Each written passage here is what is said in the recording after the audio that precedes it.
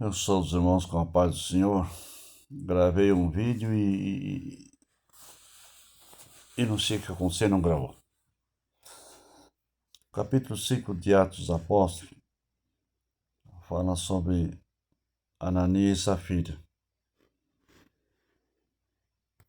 Ananias vendeu a sua propriedade, pegou parte e veio entregar às mãos de Pedro.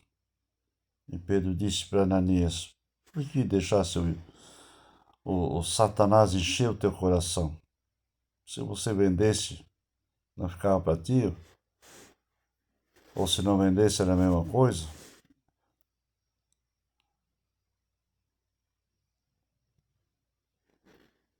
Por que mentiste ao Espírito Santo?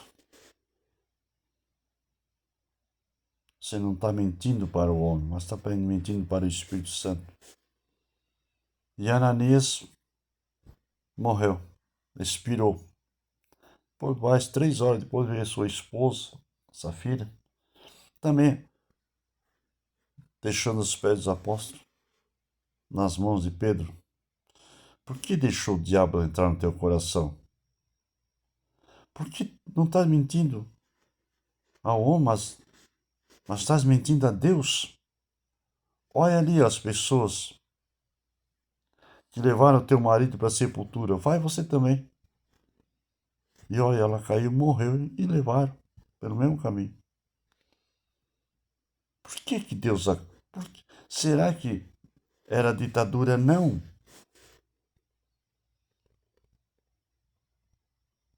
E tem pastores que vêm assustando os irmãos por causa disso, por causa de dízimo, essas coisas. Não faça isso, pastor. Pelo amor de Deus. É o Espírito Santo que trabalha na igreja.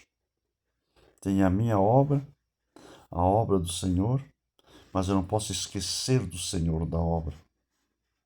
Eu não trabalho para Jesus, mas eu trabalho com Jesus, com o Espírito Santo. Aí é diferente. Aí acontece o que aconteceu com Pedro.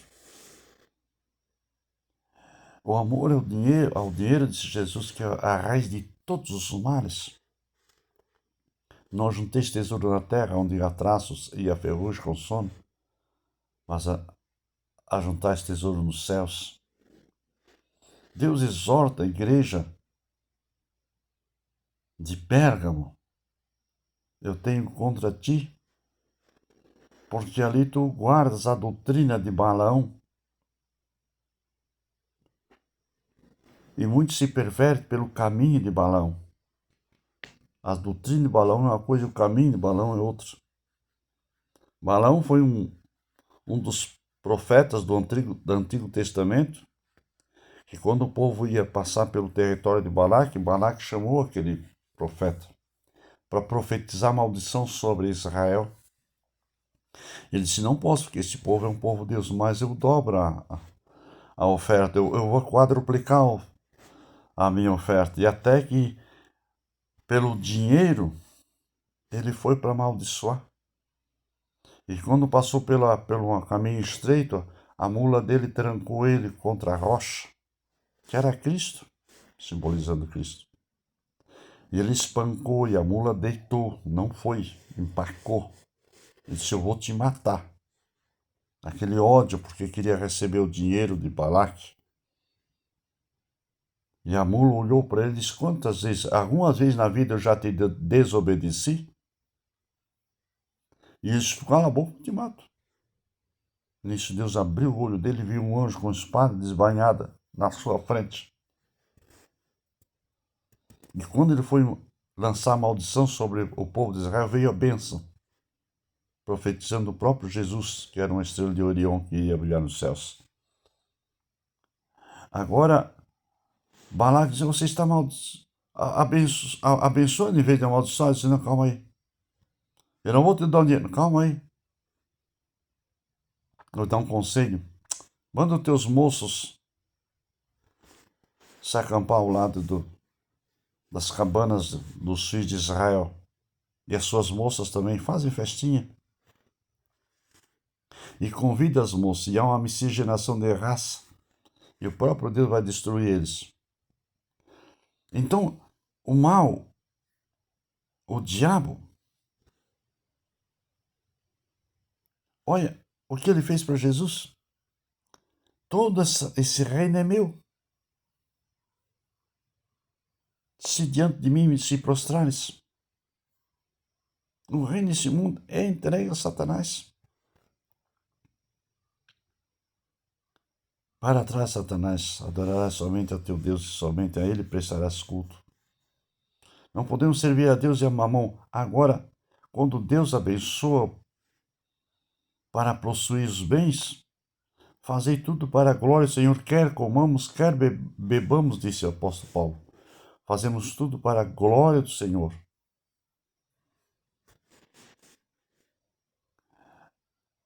Então, Jesus disse para os seus discípulos: vocês vão pregar a palavra de Deus. Não levar eu bastão, nem alforje, nem dinheiro, nada, nada. As casas que recebeste, que vos recebeis, repousa sobre aquela casa a vossa paz. Agora, aqueles que não recebem, ou a cidade que não recebe, você sacudir até o pó de vossos pés, que vai haver menor rigor para Sodoma e Gomorra, Coroçaim, do que para aquela casa ou para aquela cidade. Quando Deus chamou o profeta Elias, fica lá no Ribeiro de Querite 3 anos e meio. Deus mandou o corvo levando pão e carne. Depois preparou a viúva de Serepta para sustentar. Para Eliseu a mesma coisa. Preparou ali, Deus falou no coração daquela mulher: prepara aí mesa, cama, pão, água, e sirva meu servo.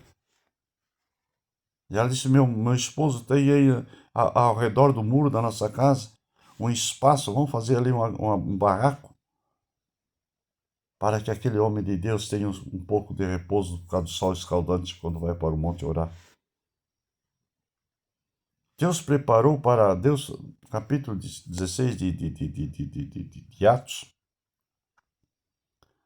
Deus disse para o Espírito Santo: fala com Paulo, passa a Macedônia e ajuda. Ele ouve uma voz. E passou, quando chegou do outro lado, no porto. Vou para onde? Foi andando pela praia. Encontrou uma mulher ali fazendo tenda, Lídia. E essa mulher manteve Paulo no seu ministério, sustentando-o. Então, quando Deus nos chama para o ministério da palavra, Deus cumpre, honra, Deus mantém. Dá um conselhinho. Existe a minha obra, que eu faço. Existe a obra do Senhor, que eu faço. A obra do Senhor. Mas eu não posso esquecer do Senhor da obra. Aí as coisas mudam. Senhor, a obra é tua.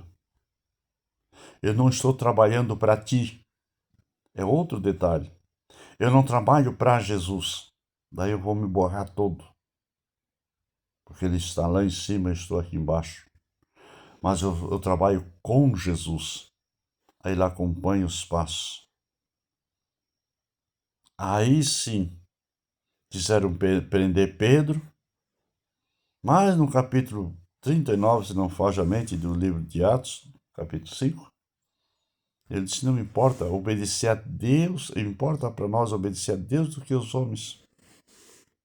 Diz a Bíblia ali que, depois desse evento, eles iam passando pela rua, eles colocavam os enfermos para que até a sombra de Pedro e os apóstolos passava, os enfermos eram curados. Toda Jerusalém vinha. Vamos colocar e vai passar aqui, a sombra dele vai passar e os enfermos eram curados. Porque o poder do Espírito Santo estava ali. Era o crescimento da igreja. Será que hoje Deus não quer que a nossa igreja cresça? O ministério não cresça? É através dos milagres, da transformação, das maravilhas. Eu trabalhei muitos anos na obra.